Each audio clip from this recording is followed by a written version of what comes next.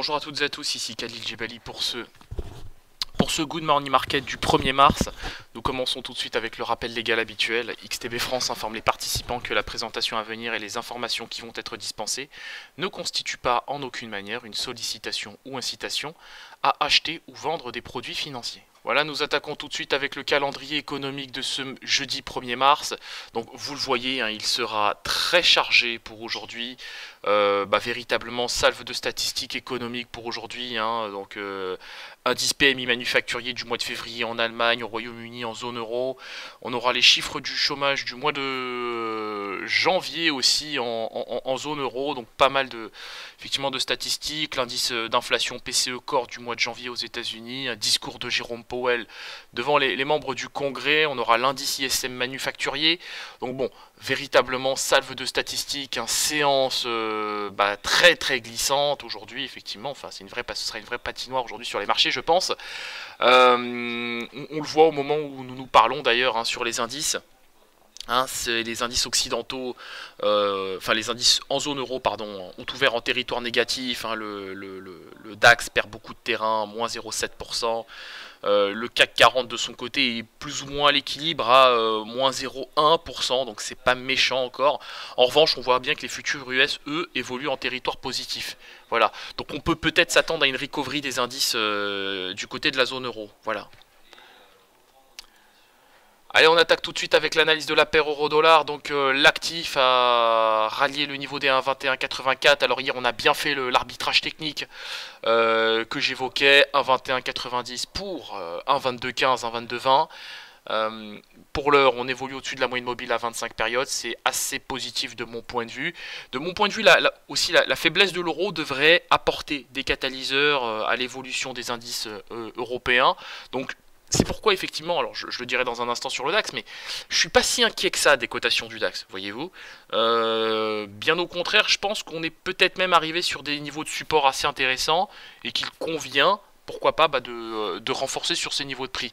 En tout cas, pour la paire euro-dollar, j'ai un biais acheteur pour aujourd'hui et je pense qu'on va aller chercher le niveau des 1,2215 et pourquoi pas, dans un second temps, le niveau de la moyenne mobile à 100 périodes autour du niveau des 1,2225, disons, 1,2227, mais disons plutôt 1,2225.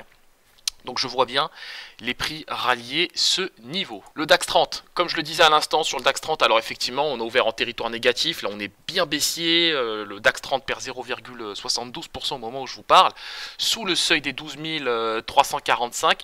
Je ne serais pas étonné de voir le DAX 30 aller retester le seuil des 12 275, ou plutôt 12 280 points. Maintenant, je pars du principe qu'on est sur un niveau de support et que si on n'arrive pas à aller chercher ces niveaux de prix, la fourchette 12 310, 12 280 points, on va dire que on le traite à la louche pour le coup, je serais assez enclin à l'acheter sur ces niveaux de prix. Si on n'arrive pas à aller chercher le niveau des 12 280 à 12 310. Donc pourquoi pas un rachat de DAX en direction idéalement des 12 400, voire même 12 450. Donc il y a peut-être une opportunité à saisir sur le DAX 30. J'en suis pas encore sûr au moment où je vous parle. Mais ce que je peux vous dire, c'est que quand je vois l'évolution des futurs américains, c'est assez rassurant. Donc pourquoi pas une intervention sur le DAX 30. Voilà, pourquoi pas. Le gold, donc le gold lui de son côté évolue bien en tendance baissière, on a bien fait le niveau des 1312 dollars l'once sur le gold, donc c'est plutôt pas mal, on a comblé la zone de single print, la toile de fond est toujours baissière, sous la moyenne mobile à 7 et 21 périodes, on est bien évidemment en dessous de la moyenne mobile à 100 périodes en H4, on est susceptible sur le gold d'aller tester maintenant le niveau des 1306, voilà, la porte est ouverte en tout cas. Sur le gold, toutefois si on a un franc rebond de l'euro-dollar, je serais pas étonné de voir le gold retrouver le niveau des 1315 à 1319 dollars l'once. Sur le WTI, donc effectivement, grosse déception hier avec la publication des stocks hebdomadaires de pétrole, je pense que ça, tout le monde l'a vu maintenant. Donc on est allé chercher le niveau des 61,43, vous le savez, les États-Unis se remettent à produire du pétrole à foison. Ils devraient devenir les premiers producteurs de pétrole au monde d'ici 2019, d'ici à 2019. Donc autrement dit, c'est pour demain. Et bah, ça commence à se voir dans les prix. Attention, hein, en cas de déséquilibre du marché, c'est-à-dire d'offres nettement supérieures à la demande, bah là, ce serait retour sous le seuil des 60 dollars. Alors pour l'heure, on n'y est pas. Techniquement, c'est plutôt haussier. On évolue dans le cadre d'un rebond technique. Donc je table sur un retour à 62,03, au mieux 62,15. Maintenant, de mon point de vue, la toile de fond reste baissière et reste assez négative sur le pétrole. Enfin sur le pétrole, le WTI et le Brent, évidemment.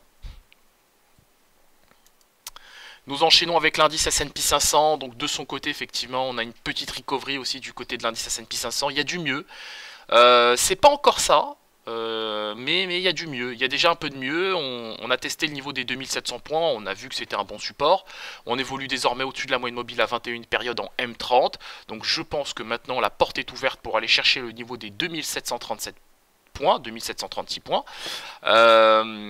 et donc effectivement ça vient tout simplement corroborer mon propos sur le DAX 30 qui regagne déjà un peu de terrain. Voilà, il a déjà regagné 0,2% hein, entre le moment où je fais cette analyse sur l'indice S&P 500 et le moment où j'ai fait l'analyse sur le DAX 30, c'est-à-dire il y a tout simplement 2 minutes. Voilà, donc il y a déjà des rachats qui se mettent en place sur les indices, c'est plutôt pas mal.